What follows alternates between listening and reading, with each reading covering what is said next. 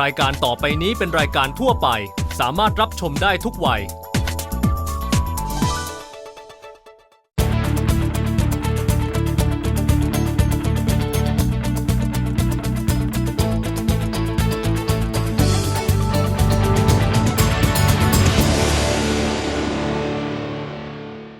สนับสนุนโดยแลกเงินด้วยบัตรเครดิตกสิกรไทยเที่ยวก่อนจ่ายทีหลังไม่มีค่าธรรมเนียมผ่อนชำระได้จากธนาคารกสิกรไทยสวัสดีค่ะมองเรามองโลกวันนี้เป็นบทสัมภาษณ์พิเศษของท่านเอกอัครราชทูตสหรัฐประจำประเทศไทยคนใหม่กลิน ทาวเซนเดวีสท่านทูตมาในช่วงเวลาที่ถูกจับตามองเป็นอย่างมากนะคะเพราะว่าความสัมพันธ์ไทยกับสหรัฐนั้นในช่วงที่ผ่านมาไม่ค่อยหวานชื่นเหมือนเดิมเนื่องจากเหตุการณ์การเมืองในไทยและรัฐประหารค่ะและมาหลังจากที่ตำแหน่งนี้ว่างเว้นยาวนานถึง10 เดือนวันนี้เราจะมาเปิดใจท่านทูตเดวีสกับทุกข้อสงสัยที่คนไทยอาจจะมีต่อท่าทีที่ผ่านมาของสหรัฐรวมถึงไปฟังท่านทูตอธิบายนะคะว่ามิตรภาพที่สหรัฐมีให้กับไทยนั้นเป็นมิตรภาพแบบไหนกันแน่ค่ะสวัสดีครับผมชื่อกลิน เดวิสครับนายกลิน ทาวเซน เดวีสเอกอัครราชทูตสหรัฐอเมริกาประจำประเทศไทยวัย 58 ปีสำเร็จการศึกษาระดับปริญญาตรีสาขาการทูต Foreign Service จากมหาวิทยาลัยจอร์จทาวน์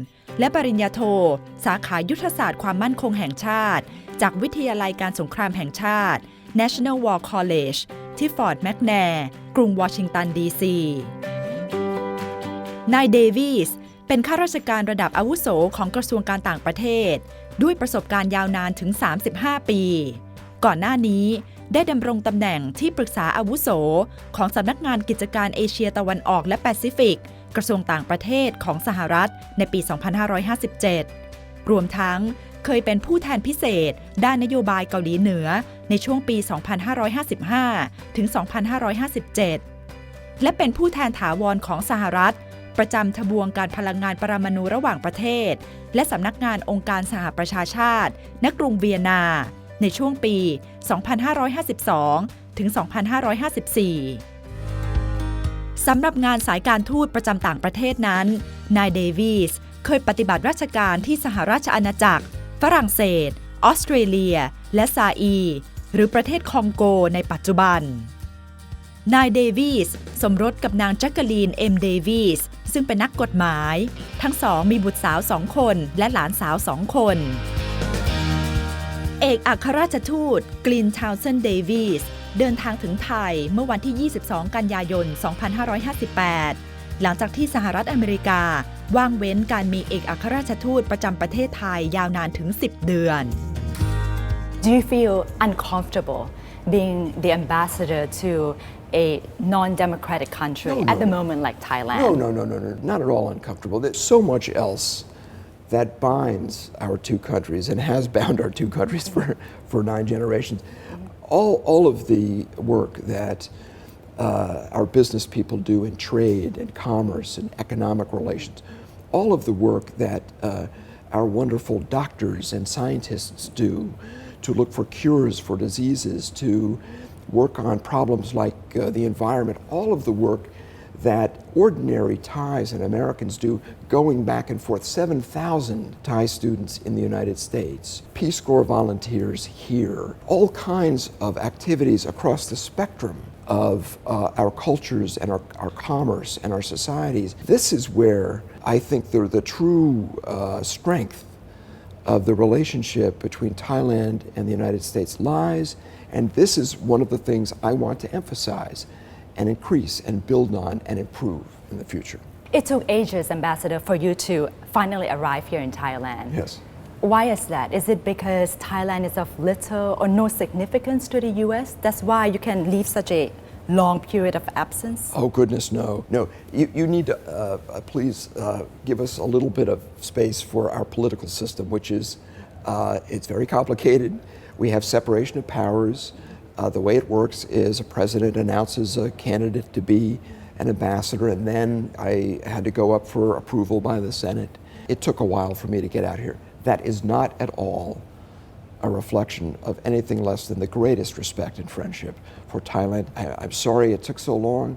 I was the most eager to come out here of anybody. I wanted to get out here. The minute somebody whispered to me, you have the possibility of going to Thailand, I said, let me go tomorrow. But we have to go through this long process. That's all it was. เมื่อวันที่ 29 ตุลาคมที่ผ่านมาท่านเอกอัครราชทูตกลินทาวเซนเดวีสได้เข้าเยี่ยมคารวะพลเอกประยุทธ์จันทร์โอชานายกรัฐมนตรีในโอกาสเข้ารับตำแหน่งโดยได้พูดคุยหารือกับนายกรัฐมนตรีเป็นเวลากว่า1 ชั่วโมงครึ่ง Does that mean that the U.S. now will become friends with the military junta? I think it becomes simplistic to describe this in terms of America going from black to white or from disapproving to approving or America's policy changing. Our policy hasn't changed. We still have a policy based on friendship for Thailand, based on our alliance with Thailand, based on all of the many things we must do together with Thailand for Thailand's benefit and ours. And I simply want to get away from this notion that America is the judge, that America has to decide whether things are going well here or not, or that America is pressuring Thailand.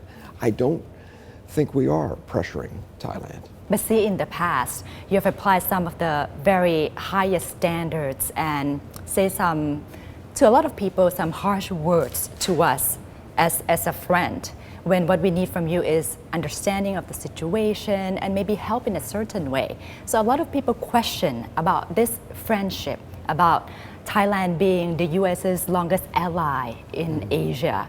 Right. Like, what kind of friendship is this? We have 5 allies in Asia. We have a relationship with Thailand that is the longest of any of our relationships with Asia.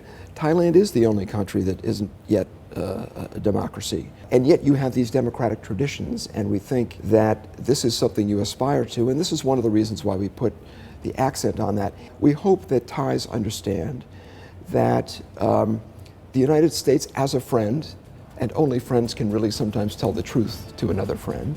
It's not pressure, it's words from one friend to another.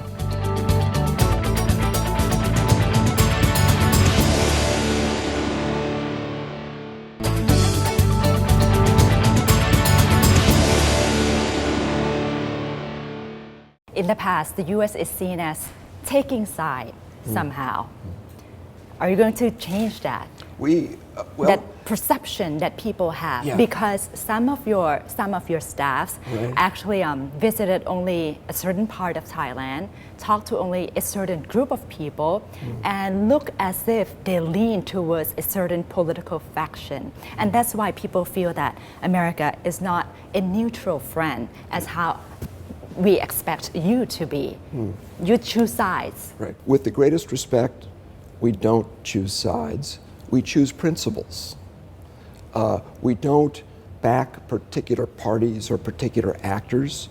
We want to support the aspirations of the Thai people. So we're not choosing sides. It's not true that we only visit certain parts of the country or talk to certain people. That's simply not true. We try to talk to everyone.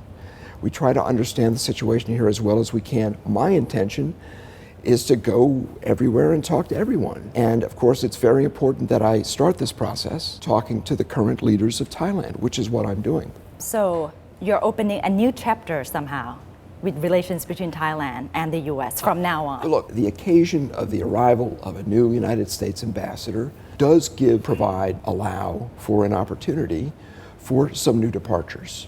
Absolutely. So I will do things in my fashion. I have been a diplomat for 35 years. I have a certain style.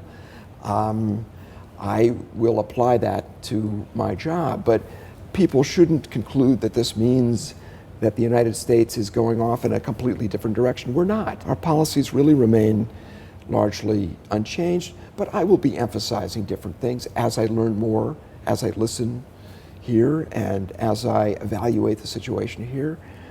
I will try to open up new avenues of cooperation and new ways that we can strengthen and deepen our ties and our friendship. You have a lot of experience about North Korea and nuclear issues. People view that as difficult issues, and now you're sent here as the ambassador. Right. Is Thailand becoming a difficult issue somehow for the U.S., and that's why they sent you here? No. My coming here has nothing to do with my previous job in North Korea. It has everything to do with the fact that for 30 years of my career, I worked on relationships with very close allies of the United States. When I moved to Asia to begin to work on Asia, for many years, I was the number 2 person in our bureau, our office that deals with all of Asia.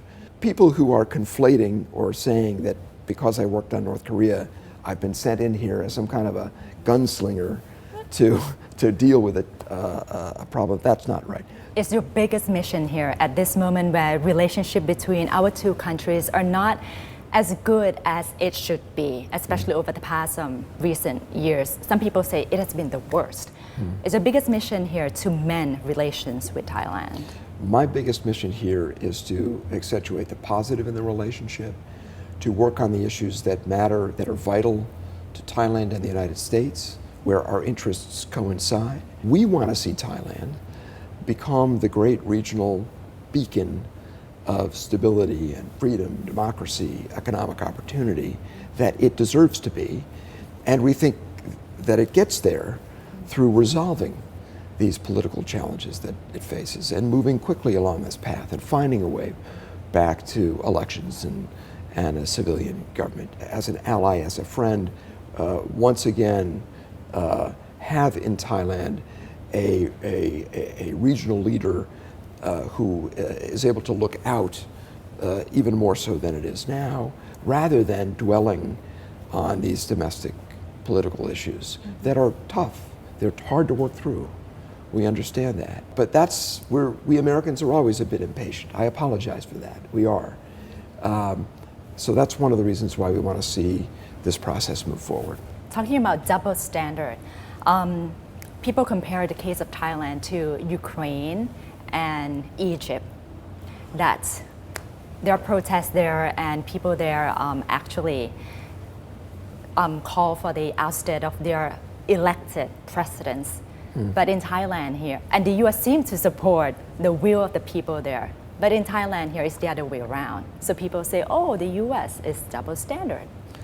Do you think that Thailand is the Ukraine, or do you think that Thailand is But Egypt? the situation is more or less similar. I don't think so. I think Thailand is a country. First of all, I think making these comparisons is very difficult. These are different situations. But Thailand, you know, in 1932, you began this process of striving for, grasping for, reaching for democracy within your own unique context. How it has been debated and done in Thailand has to be a Thai approach to that. We understand that. You have a king.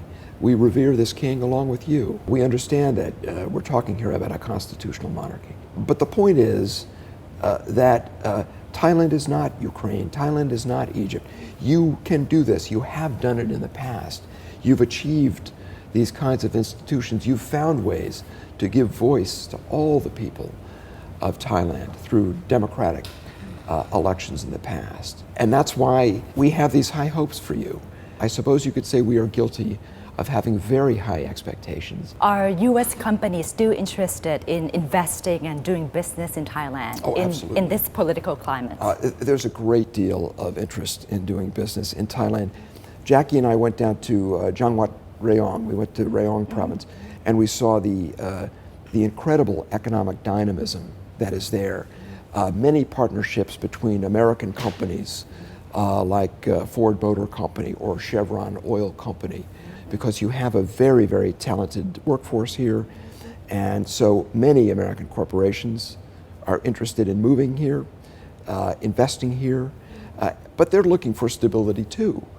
Political stability, economic stability, and opportunity. So coup or no coup, democratic or not, that's not the big issue, right? It's the business as usual. No, I think it's not business as usual because of the coup.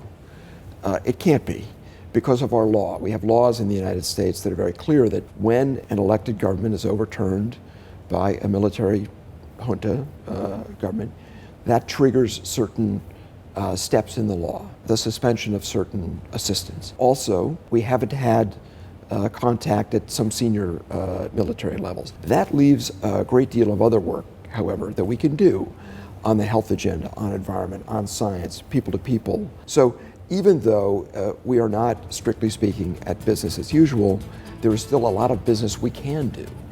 And I would like to put the emphasis on that.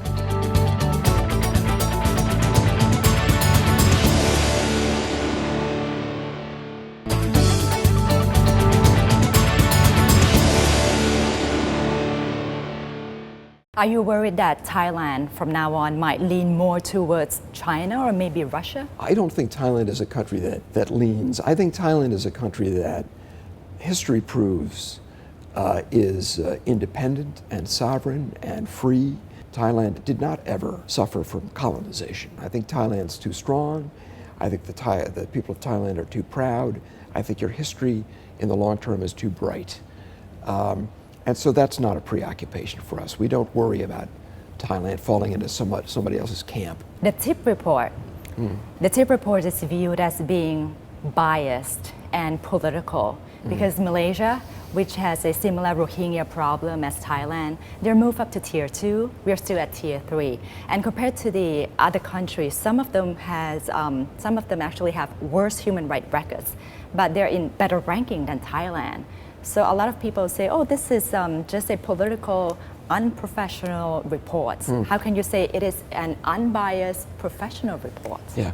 Thailand has shown a strong commitment to deal with this problem, and that is to be respected, admired, and applauded. And the United States is very pleased to see the policy directions that have been set out by the government of Thailand. The way process works mechanically in coming up with the Trafficking in Persons report, the steps that were taken by Thailand occurred after the end of the period that was being rated by the State Department.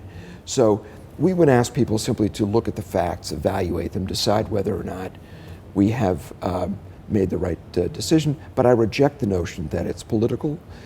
What we would like to see Thailand do from the standpoint of our report is keep going. The arrests were important, the new mechanisms, the bodies set up in the government, in the Justice Ministry, very, very important, the new courts and so forth. But we reject the notion that this was some kind of a political report that we did. The TPP ambassador, the Trans-Pacific Partnership, are you disappointed that we choose not to join yet? It's not a question of disappointment or not being disappointed. Thailand looked, I think, at the TPP, Trans-Pacific Partnership, and made a decision at this stage not to join in. What we hope is that Thailand does look at it and that Thailand decides based on its own needs. And if Thailand does express an interest in that kind of a dialogue, we're ready, willing and able to engage in that. TPP is an economic bloc, but it does have a political agenda somehow as well. I don't think so. It is used by the U.S. to counter the influence of China economically? No, TPP actually began not with the United States, but some other nations who were examining how best TPP is about business, TPP is about trade, TPP is about what we call a race to the top. In other words, how can we establish a high standard agreement that will help all economies improve labor conditions, improve productivity, create more jobs, create more wealth, create a better future for their people. There's no political component to this. This is all about business. The U.S. just sent some warship to go to the South China Sea around the disputed area. Right. Especially that China claimed are some islands. Right. How is that a constructive role on the part of the U.S. sending warships? We think what's important in order to allow for freedom of navigation for all nations to have access to the sea lanes, the air lanes, is that when international law permits it, nations should be allowed to have their vessels go through international waters or waters that are legal to transit. And so for many years we have done this. We call it freedom of navigation, and we seek to preserve that right. How much are you going to use some social media in order to talk to the Thai people? It's part of public diplomacy, It's part right? of public diplomacy. I like social media. I think it's really interesting. I'm an old guy, so I grew up in. You're not that old. I grew up in the before computers, so I'm a little slow at this stuff. But I think it's a way, if there's an interest out there in demonstrating to ordinary people that I have an interest in Thailand. We've been to Chiang Mai and we climbed the steps to Doi Suthep, and I tweeted that. I was so excited about that. We went to Rayong, Jangwat Rayong. We saw the economic vitality and the young Thais making better lives for themselves. I wanted to tweet about that. So these are the kinds of things that I think it's useful to tweet about. But I also think the most important thing is talking to people face to face. For me, as an old-style diplomat, will always be important. But I'm going to keep trying on the social media. You've been in Thailand for about a month, about roughly. A month, right. What do you like most about Thailand? Oh my goodness, the people, the food, the welcome we've received. Everyone has been so wonderful to both my wife and to me, and we feel already very much at home here. And I somehow feel that somewhere in the last 35 years of my career, I must have made enough merit to deserve this assignment, because this is a wonderful assignment for an American diplomat towards the end of his or her career, to be able to come to this beautiful place, the land of smiles, work with wonderful Thai people, learn about this culture. How is your Thai now? พูดภาษาไทยคล่องหรือยังคะ ผมภาษาไทยได้นิดหน่อยผมรักมากภาษาไทยแต่I need to keep studying. It's I love Thai. I have a lot of vocabulary, but for me it's the grammar that's the hardest part of it. ยากไหมคะเรียนภาษาไทย Is it difficult to learn? ยากเรียนภาษาไทย but I learned an expression which is ไม่เรียนไม่รู้. So I'm going to keep studying every day. ทุกวัน I will study and study and study until I get to a point where I can speak it a little bit better. So I'll keep trying. Thank you. ท่านทูตเดวิสย้ำเน้นตลอดการสัมภาษณ์นะคะว่ามิตรภาพระหว่างไทยกับสหรัฐนั้นเป็นมิตรภาพที่เก่าแก่และสหรัฐอยากจะเห็นประเทศไทยนั้นเดินไปข้างหน้าแล้วก็กลับมาเป็นผู้นำในภูมิภาคอีกครั้งต่อจากนี้ต้องจับตามองค่ะว่าการทูตสหรัฐสไตล์ท่านทูตเดวิสซึ่งเป็นนักการทูตมืออาชีพมีประสบการณ์กว่า35ปีจะสามารถทำให้ความสัมพันธ์ไทยกับสหรัฐกลับมาแน่นแฟ้นอีกครั้งได้หรือไม่ค่ะพบกันใหม่สัปดาห์หน้าวันนี้สวัสดีค่ะ